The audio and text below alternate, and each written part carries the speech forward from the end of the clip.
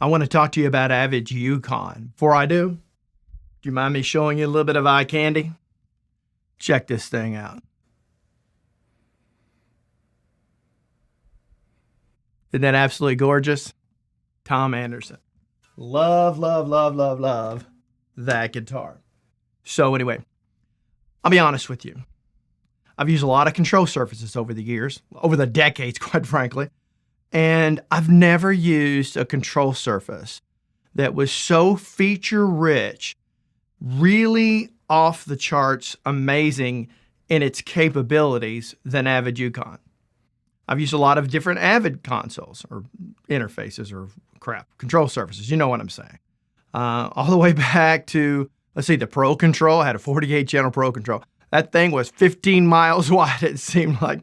And then I had a 24 channel D command that I had up until maybe the first year of this channel. Then I swapped that out, got rid of that because I kind of moved away from Pro Tools HDX.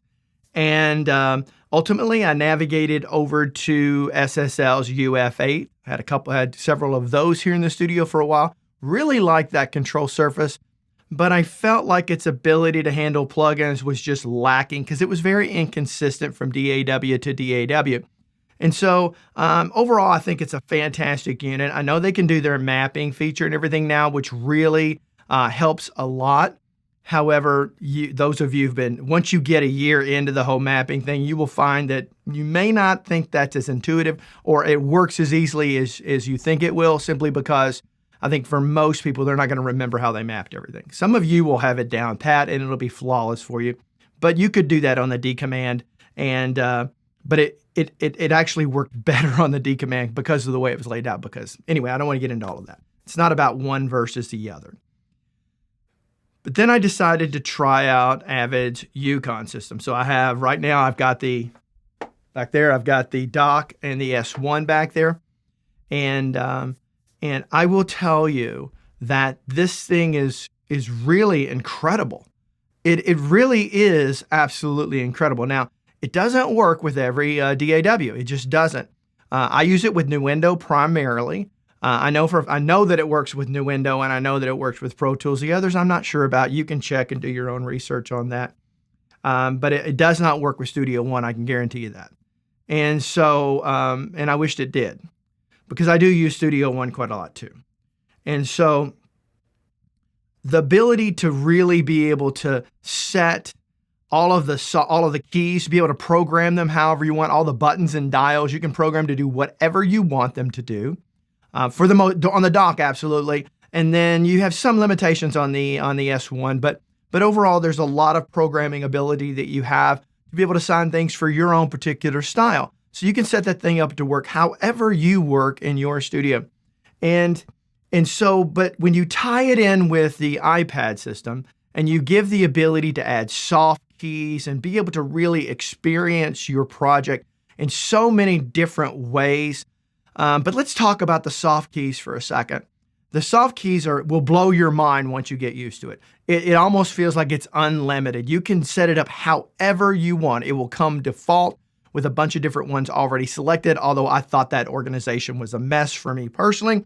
However, I have the ability and have gone in and configured it however I want. If I want to do a bunch of different edit things, then I just create its own little edit screen with all the shortcuts, so I don't have to remember 14 billion key commands. And so ultimately, there's so much power in it that it's off the charts. That said, I've had a love-hate relationship with it. An absolute love-hate. I've contemplating picking it up and throwing it out the door and driving a truck over it. Figuratively, of course, I wouldn't do that. Foolish. But then I go and I do some amazing things with it. And I'm like, okay, I'm not getting rid of this. I'm not going back in my mind, okay? Everybody works differently. What works for you is great. If it works for you, then great. But this by far of modern control surfaces is by far the most outstanding if you work in a digital audio workstation with it, as far as when, this is the key of all of this, when it works. I'm frustrated right now. The reason I'm making this video was not thought out, none at all. Literally, I was turned around over there doing some work. as you can see back there, that session back there, I was doing some work and the damn thing crashed on me again.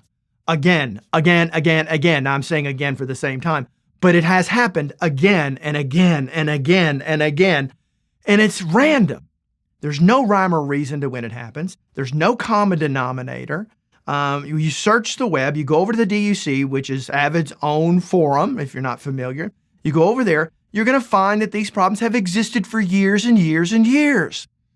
And I knew that going into it, but I also know that oftentimes when you go read what's in forums, the people who it works for typically just don't go in and type about it. So you're only hearing about the complaints. So the complaints can sound like, give the illusion that they may be much bigger than they really are. And I was hoping that was the case with this.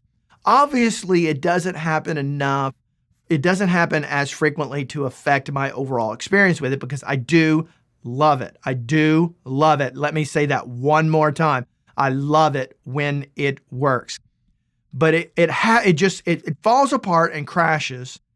And ultimately, I would probably say 7 times out of 10 requires a complete system reboot to get it to work again. And then when it does, it'll work for a while and then randomly just crash on you. Again, no common denominator, nothing. I have done every single troubleshooting thing that you can do. I am an analytical freak. I'm the guy that most people call when they can't figure out how to solve a problem. And I don't want to sound egotistical with this or anything like that, but I've been doing this a long time and I'm deeply passionate about it. And if I can't figure it out, it's too damn hard for your average person who doesn't have, the experience or the decades-long experience with this stuff. In time, you'll get there, but maybe you're not there today. We're all in a journey to add to our knowledge along the way. Nothing ever kicks my butt, to be honest with you, when it comes to this. I always, and have 100% of the time figured it out, no matter what the problem, in every situation I can think of, because I simply am relentless. I won't give up. I'm about ready to give up on the damn thing.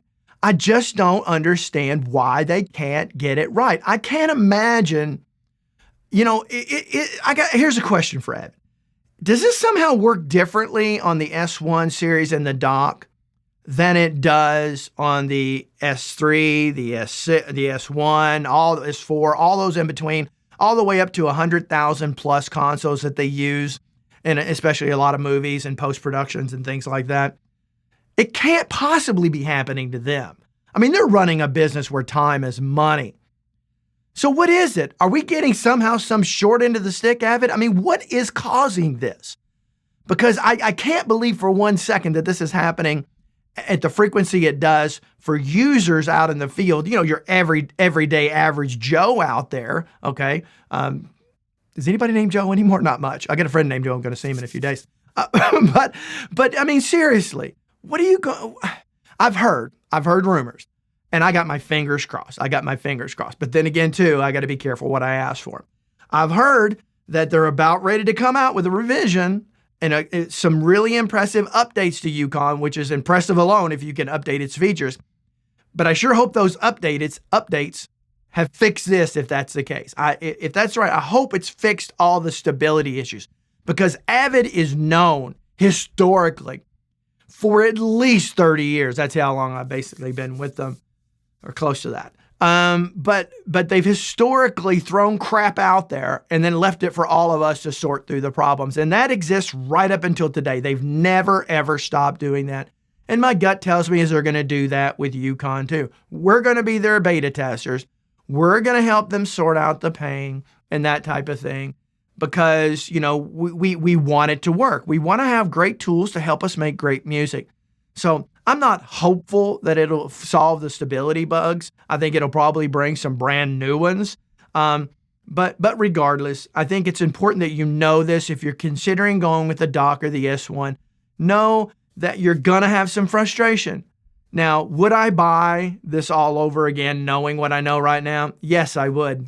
I'm going to tell you, the pros way outweigh the cons. They do. I will deal with the frustrations. It's just sometimes the timing of that frustration is so insanely frustrating that if that frustration were to increase, right, If it were to increase and going into other things, then no, I wouldn't keep it. I would go back to the SSL UF8s, which are fine control surfaces, absolutely fine. They do not have the power of the Avid Yukon system, but maybe they'll get there. They're definitely making advances towards that. The whole new mapping feature and opening up other plugins that are pre-mapped and working with people, that is a very, very, very smart move on their part. And I hope they're successful with it. I really do. I think we need competition out there because competition is what forces everyone else to get their act together. So it's important that SSL do a great job. And really out there today, if you think about it, primarily for most people, it's either the UF8 or the Yukon series. I mean, there's some other control surfaces out there, and I'm not speaking ill of them. I simply don't know much about some of them. But ultimately, those two are kind of the big dogs from everything I could gather. I could be wrong. I don't know. It doesn't really matter one way or another. The bottom line is, Avid, you need to fix this, okay? You say you're trying to get on the right track, but you've been saying that for a long time. I lost faith years ago. I gave you a second chance. I'm simply not. The only time I pull up Pro Tools anymore is when I have to work on an old project that I created in the past for whatever reason, or I'm asked to work on something for someone else that's done in Pro Tools. Then I'll pull Pro Tools up and work with it. But other than that, because I do love Pro Tools, I think it's a fantastic digital audio workstation. But you know, the reputation of Avid is historically has been pretty crappy. But I hope you fix this, Avid. I hope you do. I think if you're an Avid Yukon user and you use the S1 series of the dock, you know, I'm not sure how this works with the S3. It should be the same as the S1 and everything. But the bottom line is it's broken. I think most of it is tied to the utilization of the iPads, which really are what make them so awesome. You take the iPad out, forget it. I'm ditching these. You take the iPad features of this away, and I'm getting rid of the dock and the S1 immediately, okay? Because in that situation, UF8s blow the crap of it away, okay? Just blow it away. No, they don't blow it away, but they certainly went out. They went out for sure. It's the iPad that makes it so magical. And in that, you got to sort that out. I hope you sort that out because I'm really frustrated. I'm really frustrated. And if I'm frustrated enough to make this video, I have to imagine there's a lot of other people out there just like me, feeling just like I do. All right. So anyway, that's food for thought today. Consider that, everybody out there, all you users, take this in consideration before you jump off that bridge. Know that if you go down that route, you're going to have some problems. You're going to have some stability issues. And so ultimately, the more power in it that you use, the more demanding it gets, the more likely you're going to have some issues. If you just touch basically the surface of it, no pun intended, you know, I don't know if you'll have as many issues or not, but it's when you get deep into it. I have no idea what the common denominator is. I'm still trying to figure it out. And if you figure it out, you let me know because I've done everything I can. And again, most of the time it's great. It's just when it goes bad, it really, really, really, really, really, really can suck the inspiration out of you in a freaking heartbeat. And I don't need gear getting in my freaking way because that is why I'm in here, okay? I'm not in here for, well, I'm in here for fun, but I'm in here to creatively express myself or help other people express themselves. And I want my tools to work. They should always work. An occasional bug, occasional flaw, here or there, fine. I get that. I understand. But ongoing, for freaking years, come on, give me a break. Leave some comments down below. Let me know your experience with the Avid S1 and Yukon and dock and all of that stuff along with Yukon. Let me know how it's been working for you. If you've had some frustrations, if maybe you figured out how to solve some problems, come on, let's help each other out. You know, these videos stay out there forever. So who knows, you know, maybe a year from now, somebody else will pull it up and you come up with a solution for them. I mean, let's work as a community together and let's make all of this better so we can all make great music and be happy doing it and not wasting time arguing about it. All right. Until next time, hope you all have a great day. Bye-bye.